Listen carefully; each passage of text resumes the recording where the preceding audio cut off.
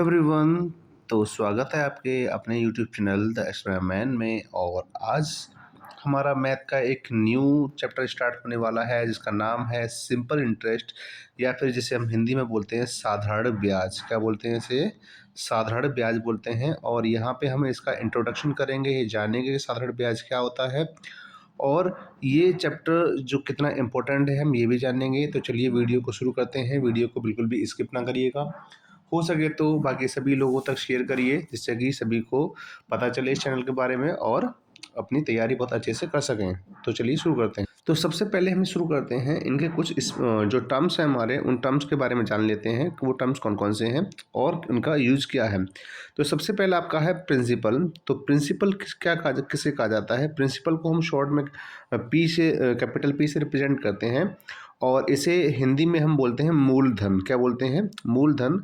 तो इसका मतलब क्या होता है कि जब भी आप किसी भी काम के लिए जो भी पैसा इन्वेस्ट कर रहे हो या जो भी पैसा आप रेंट पे दे रहे हो, सॉरी बोरो कर रहे हो, उधार दे रहे हो किसी को, तो ये जो सारी चीज़ें हैं ये आपकी क्या कहलाती हैं? आपकी प्रिंसिपल कहलाती हैं। जैसे कि आपने किसी व्यक्ति से 10,000 रुपये लिए, ठीक है, 10,000 रुपये लिए, तो वो आपका क्या कहलाएगा? जो पैसा लिया है वही मूलधन या फिर जिसे हम कह सकते हैं प्रिंसिपल कहलाएगा। ठीक है।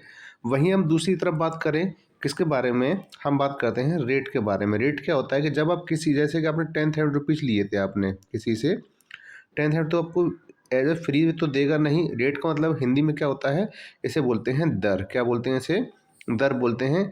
जब वो देगा तो किसी न किसी रेट पर देगा, यानी किसी दर पर देगा कि वो कहेगा नहीं मुझे ना 1% का इस पर क्या चाहिए, इंटरेस्ट चाहिए, नहीं मुझे 2% का इंटरेस्ट चाहिए, या फिर और भी जो कोई भी है बातें हैं वो कह सकता है। इसके बाद अगर वो देगा पैसे किसी रेट पर, तो वो ये कहेगा कि नहीं आपको कितने समय के लिए चाहिए। तो टी का मतलब क्या होता है यहाँ पे? टाइम, यानी कि समय। तो जैसे कि आपने पैसा जो 10,000 रुपये लिए हैं, जैसे कि आपने 1 साल के लिए लिए हैं, 2 साल के लिए लिए हैं, 3 साल के लिए लिए हैं, या फिर 4 5 महीने के लिए, 6 महीने के लिए, 1 महीने के लिए लिए हैं, वो सारी चीज़ें किस में आती हैं? आपकी टाइम में आती हैं। तो इस तरीके से हमारे यहाँ पे ये तीनों ही टर्म्स बहुत ज़्यादा इंपॉर्टेंट हो जाते हैं। सबसे पहला क्या आपका? मूलधन, जिसे प्रिंसिपल कहा जाता है। दूसरा है आपका क्या? दर, जिसे रेट कहते हैं। और तीसरा टर्म क्या है आपका? समय, जिसे टाइम कहा जाता है। ठीक है। यही तीनों टर्म्स होते हैं, इनके जरिए ही हम क्या करते हैं? सिंपल इंटरेस्ट को फाइंड कर सकते हैं। जब आप किसी से कुछ पैसा लोगे तो उस पे वो पैसा देगा, लेकिन कितने समय के लिए देगा वो टाइम होगा, और किस रेट पर देगा, यानी कुछ उसके बदले एवज में, कुछ बदले में कुछ पैसा लेगा। जो पैसा ले रहा है ना, वही आपका सिंपल इंटरेस्ट है। क्या है? वही सिंपल इंटरेस्ट है। लेकिन वो ये नहीं कहेगा कि मुझे 1 या 2 हज़ार रुपये चाहिए। वो ये कहेगा कि मुझे 1% या 2% या 3% या 10% के हिसाब से मुझे इंटरेस्ट चाहिए। तो वही क्या कहलाएगा? आपका ऐसा ही कहलाएगा। ठीक है ना। अब वहीं बात करें हम आगे। आगे जैसे कि अब बात करते हैं फॉर्मूला के बारे में। किसके बारे में बात करते हैं? फॉर्मूला के बारे में। तो फॉर्मूला क्या होता है? वो सीधा सीधा फॉर्मूला होता है प्रिंसिपल, सॉरी एसआई। एसआई का मतलब होता है सिंपल इंटरेस्ट। सिंपल इंटरेस्ट का फॉर्मूला होता है principal multiply rate multiply time upon में 100। ठीक है ना। वहीं अगर हमें इसके अलावा कभी पता करना हो कि प्रिंसिपल का फॉर्मूला क्या होता है, तो हम क्या करेंगे? सिंपल इंटरेस्ट में हम 100 से मल्टीप्लाई कर देंगे और डिवाइड कर देंगे किसका? रेट और टाइम का मल्टीपल से। ठीक है। ये तो आपका पहला फॉर्मूला हो गया जो किससे बन रहा है? आपका सिंपल इंटरेस्ट से बन के तैयार हो रहा है। ठीक है। वहीं दूसरा, अगर आपको ये पता करना है कि अब मुझे ना रेट पता करनी है, तो रेट पता करने के लिए आप क्या कर सकते हो? सेम रहेगा, ऊपर तो सिंपल इंटरेस्ट मल्टीप्लाई 100 रहेगा और नीचे हो जाएगा प्रिंसिपल मल्टीप्लाई टाइम। ठीक है। वहीं तीसरा आपको फॉर्मूला बनाना है, यानी कि हमें क्या पता करना है? टाइम पता करना है। तो टाइम पता करने के लिए क्या रहेगा? सिंपल इंटरेस्ट मल्टीप्लाई 100 रहेगा और इसके बाद हम क्या करेंगे? प्रिंसिपल मल्टीप्लाई रेट से, यानी आर से क्या कर देंगे? डिवाइड कर देंगे। तो इस तरीके से हमारे 3 फॉर्मूले बन चुके हैं। तो ये 3 फॉर्मूले आपके किससे बनना है? आपके एक ही फॉर्मूले से बनना है, किससे? सिंपल इंटरेस्ट वाले से, या फिर कहें साधारण ब्याज वाले फॉर्मूले से बन के तैयार हो रहे हैं। ठीक है। वैसे ही अब ये फॉर्मूले आप चाहे लिख लीजिए, चाहे आप इसे लर्न कर लीजिए, ये आपकी हेडेक है। लेकिन आपको इतना ज़रूर करना है कि आपको ये चीज़ें माइंड में ना रिमाइंड रहनी चाहिए हर वक्त, जिससे कि जब आप फॉर्मूला करो जब कोई भी क्वेश्चन करो तो आपको ये फॉर्मूला याद हो, चाहे लिख के याद करो, चाहे कैसे भी याद करो, आपकी हेडेक है किस तरीके से करना है, चाहे स्क्रीनशॉट ले लीजिए, कोई दिक्कत नहीं है, ठीक है ना। तो अब हम आगे बढ़ते हैं।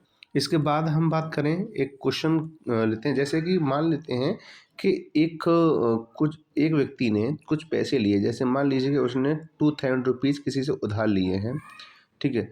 अब उसने जिसने दिया है उसने कहा ठीक है मैं दे तो रहा हूँ, लेकिन मैं आपसे कम से कम 5% का रेट लूँगा, लेकिन अब ये पूछा लूँगा तो, लेकिन अब ये बताओ कितने समय के लिए। तो उसने बोला नहीं मैं 5 साल के लिए लूँगा, 5 साल के बाद मैं आपको ये पैसे वापस कर दूंगा।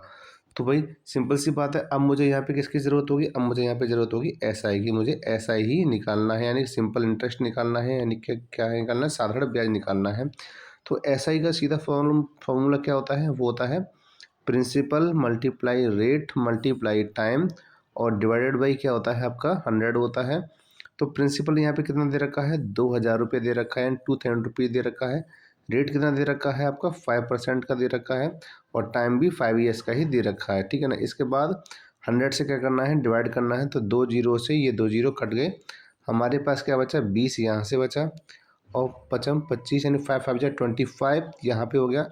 अब क्या करेंगे, इनका मल्टीप्लाई कर देंगे तो 25 दूनी होते हैं 50, यानी 25 टू जा होते हैं 50, और लास्ट में एक जीरो है तो हो जाएगा आपका 500 रुपीज़।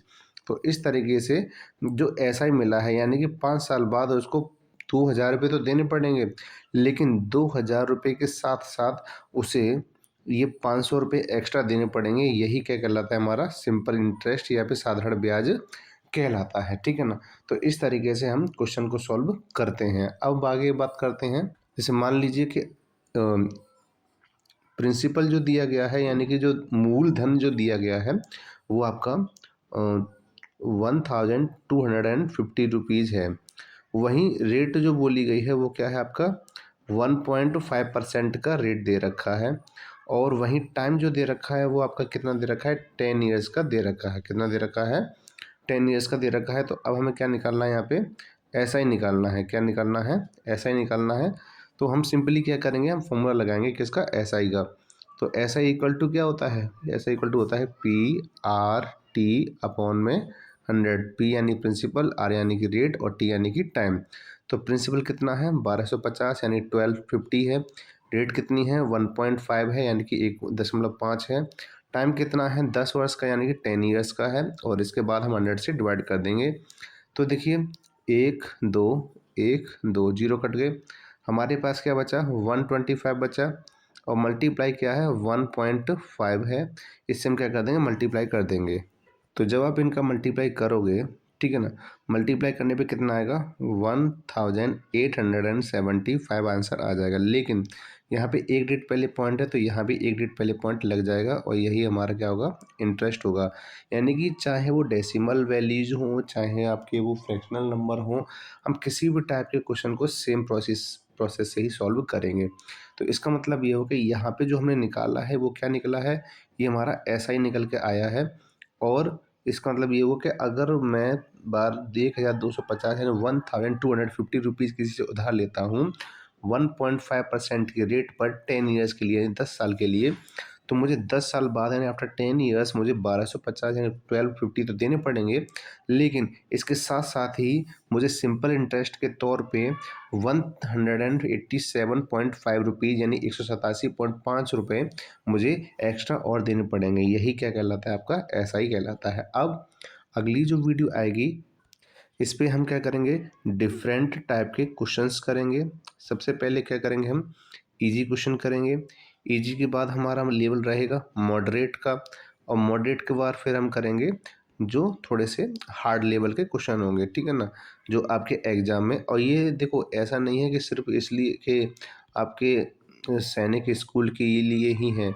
आप अगर कोई भी स्टूडेंट ऐसा है जो क्लास 6 में पढ़ रहा है, या फिर कोई ऐसा स्टूडेंट है जो नवोदय की तैयारी भी कर रहा है, या फिर कोई ऐसा है जो अपने सिर्फ नॉलेज के लिए देखना चाहता है, तो वो भी अपना देख सकता है, कोई दिक्कत नहीं है, ठीक है ना।